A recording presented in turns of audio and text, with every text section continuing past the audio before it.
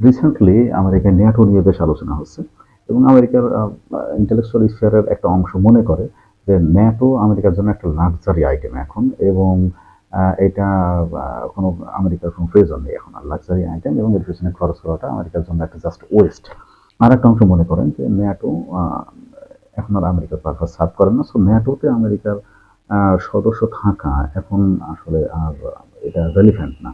সম্প্রতি Elon Musk একই ধরনের একটা কথা বলেছেন যে ইলন মাস্ক মার্কিন সরকারকে পরামর্শ দিয়েছেন যে মার্কিন সরকার ন্যাটো থেকে বেরিয়ে আসার বিষয়টি বিবেচনা করা দরকার। তো এইভাবে ন্যাটো নিয়ে বেশ আলোচনা হচ্ছে আমেরিকায়।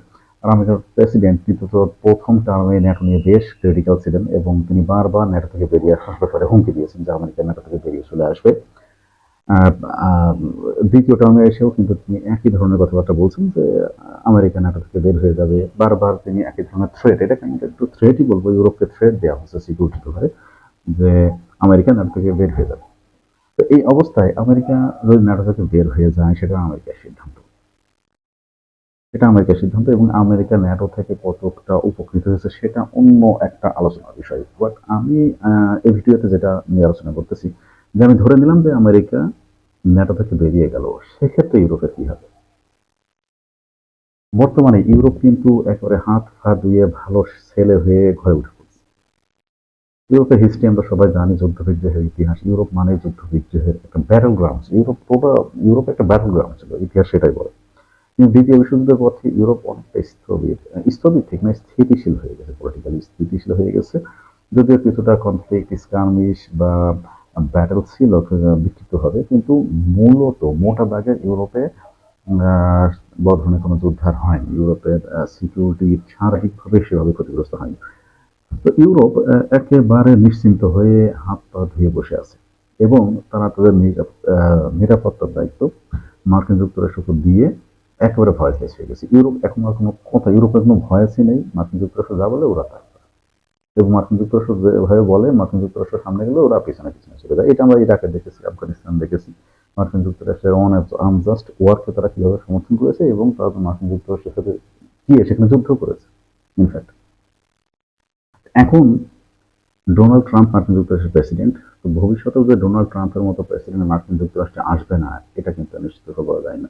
শুধু এটা না, মার্কিন যুক্তরাষ্ট্রের জিও পলিটিক্যাল মনস্তত্ত্ব, সাইকোলজি যে পরিবর্তন সবসময় পরিবর্তন থাকবে, এটাও আসলে ধরে নিয়ে এটা খুব বুদ্ধিমানের ব্যাপার হবে না। সো ইউরোপ, এটা ইউরোপেও আলোচনা হচ্ছে যে ইউরোপের এখন নতুন করে চিন্তা করা উচিত তাদের সিকিউরিটি নিয়ে এবং they should be thinking without US এবং তাদের নিজের পায়ে দাঁড়ানোর চেষ্টা করা উচিত। এখন প্রশ্ন হচ্ছে যে ইউরোপ যদি সিদ্ধান্ত নেয় যে তারা তাদের মতো করে তাদের নিরাপত্তা ব্যবস্থা ঢেলে সাজাবে এবং আমেরিকার কোনো সহায়তা ছাড়াই আমেরিকাকে বাদ দিয়ে তারা নিরাপত্তা ব্যবস্থা তৈরি করবে, সেক্ষেত্রে তারা কি রাশিয়ার সাথে পেস আপ করতে পারবে কিনা?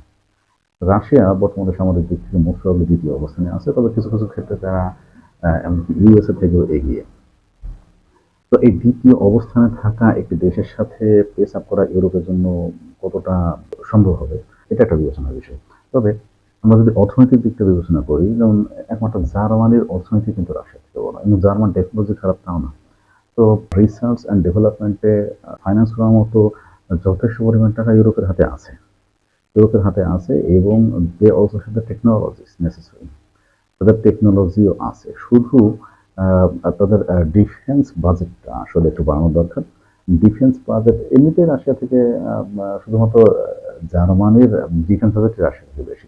ইংল্যান্ড, ফ্রান্স এবং ইউরোপীয় ইউনিয়নের আরও যে অনেক দেশ আছে, এই দেশগুলো যদি একটু ডিফেন্স বাজেট বাড়ায় তাহলে খুব সহজেই সামরিক সক্ষমতার দিক থেকে রাশিয়াকে খুব ভালোভাবে ছাড়িয়ে যেতে পারবে তারা।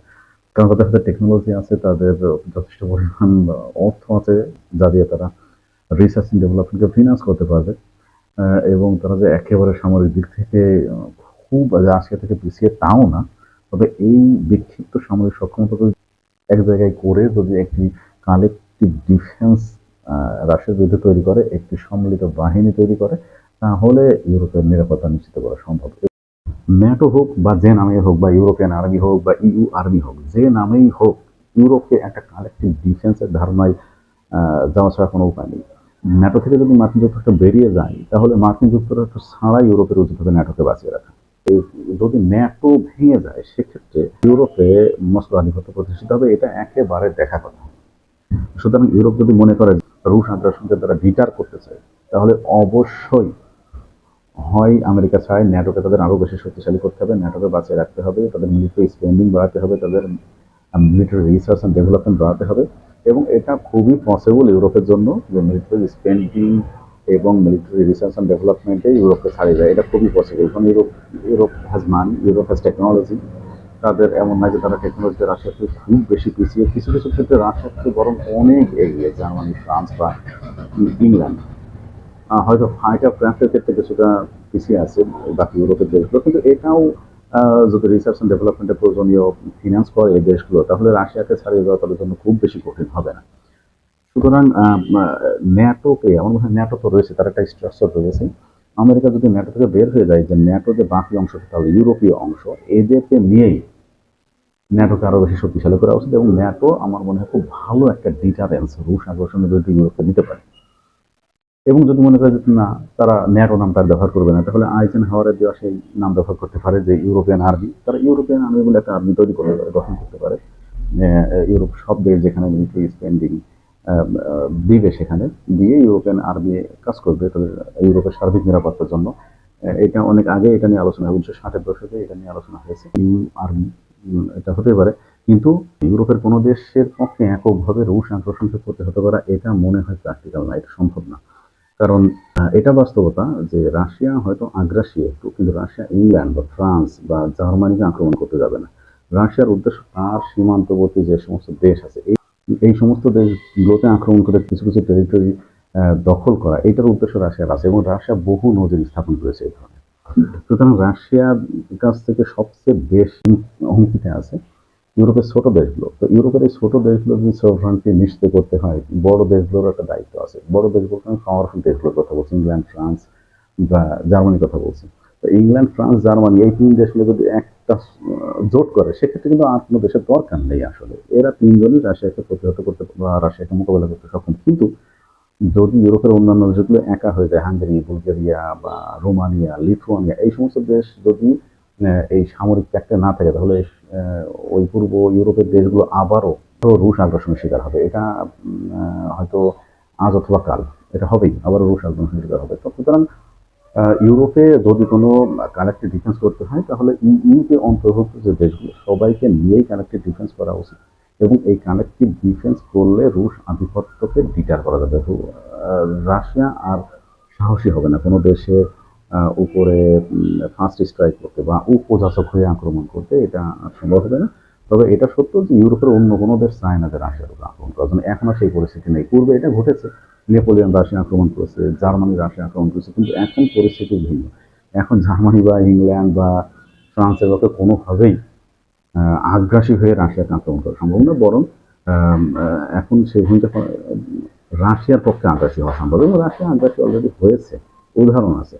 সুতরাং ইউরোপের নিরাপত্তা ব্যবস্থা ওইভাবেই তৈরি করা উচিত যে রাশিয়াকে প্রতিহত করার জন্য, রাশিয়ান আক্রমণকে ডিটার করার জন্য। এবং তার জন্য অবশ্যই কালেক্টিভ ডিফেন্স দরকার, সেটা ন্যাটো নামেই হোক, ইউরোপিয়ান আর্মি নামেই হোক বা ইইউ আর্মি নামেই হোক। এবং আমেরিকার সহায়তা বা আমেরিকার হেল্প ব্যতি রেখেই এইগুলো ইউরোপের উচিত ডেভেলপ করা। তাহলে ইউরোপে মনে হয় ইউরোপের ভবিষ্যৎ সুরক্ষিত হবে। এইভাবেই ইউরোপের ভবিষ্যৎটা আমার মনে হয় এবং সিকিউরিটি বিধান করা সম্ভব।